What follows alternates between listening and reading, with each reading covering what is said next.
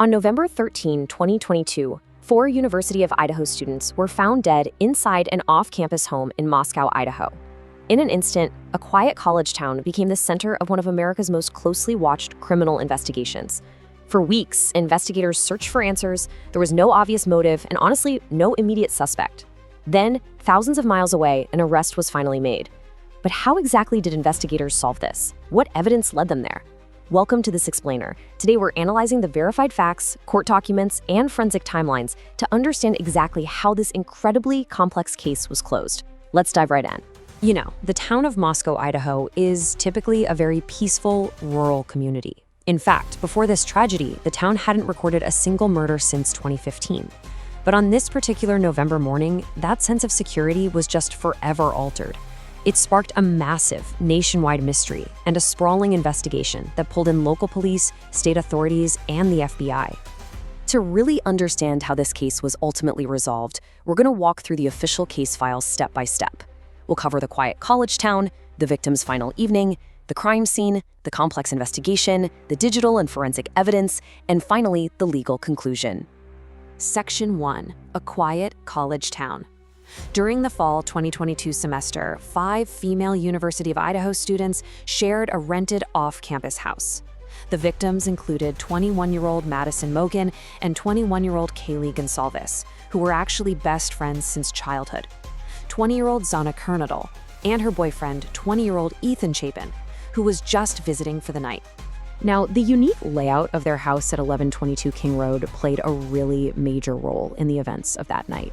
Because it was built on a hillside, it's a 3-story building with ground-level entrances on both the first and second floors. 2 surviving roommates lived on the first and second floors. Ethan and Zana were in a bedroom on the second floor, while Kaylee and Madison were up on the third floor. Keeping this layout in mind is absolutely crucial for understanding how the perpetrator moved through the home. Section 2.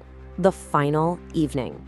Investigators knew that to catch the killer, they first had to establish a rock-solid timeline of the victim's movements on the night of November 12th, leading right into the early hours of the 13th. By using video footage and digital footprints, investigators were able to trace everyone's steps. Kaylee and Madison spent the evening at the Corner Club sports bar, and then they stopped at a grub truck around 1:40 a.m. Meanwhile, Ethan and Zana returned from the Sigma Chi fraternity house to the King Road residence at 1:45 a.m. By 1:56 a.m., Kaylee and Madison had gotten a ride home. So the really important takeaway here is that by 2 a.m., all 6 individuals were safely inside the house. Section 3. The crime scene. For several hours after they all got home, the house was quiet.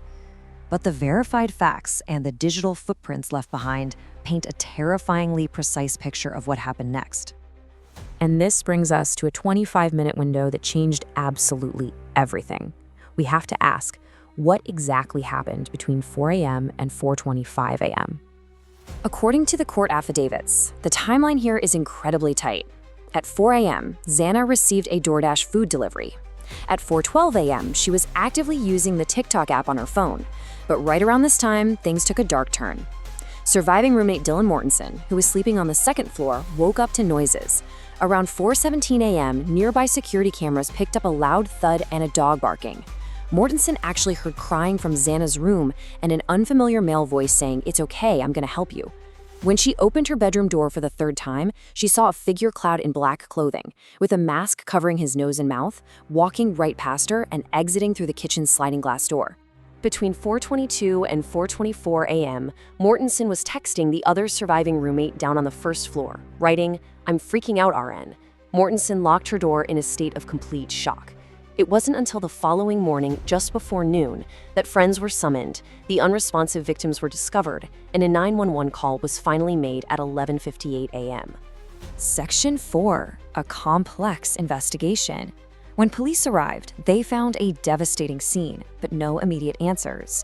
As you can imagine, the pressure on local and federal authorities to solve this case was immense. So how do you track a phantom? With no clear motive and no obvious suspect jumping out at them, investigators had to rely on some painstakingly meticulous police work. The first big breakthrough actually came from the streets. Investigators initiated this massive, extensive review of neighborhood security cameras. They noticed a white sedan making multiple passes near the victim's residence starting around 3:29 a.m. At 4:04 a.m., the car returned for a fourth time. Then at 4:20 a.m., right as the murders concluded, the car was seen speeding away. Police immediately issued a regional Be on the Lookout, or BOLO, for a white 2011 to 2016 Hyundai Elantra. From there, investigators started making geographical connections. Just 1 mile from the King Road residence sits the Grove apartment complex. Court filings later revealed that the suspect had attended a pool party here in July 2022. This placed him geographically very close to the victim's home, long before the night of the crime. Section 5. Digital and forensic evidence. This right here is where modern forensic science truly broke the investigation wide open. When you compare the CCTV vehicle sightings to the suspect's cell phone data, it is pretty stunning how they align. Or rather, how they intentionally don't.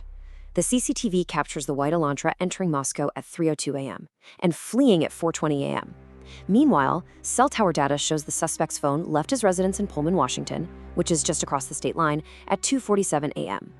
But then, the phone just stops connecting to the network. It essentially goes completely dark, only to reconnect at 4:48 a.m. on a highway south of Moscow. Investigators argued this was a deliberate attempt by the suspect to conceal his digital footprint during the exact window of the murders. But digital data is one thing. They needed physical proof. At the crime scene, investigators found a military-style Ka-Bar knife sheath left on the bed next to one of the victims. Using advanced forensics, they located a single microscopic trace of male DNA on the sheath's metal button snap.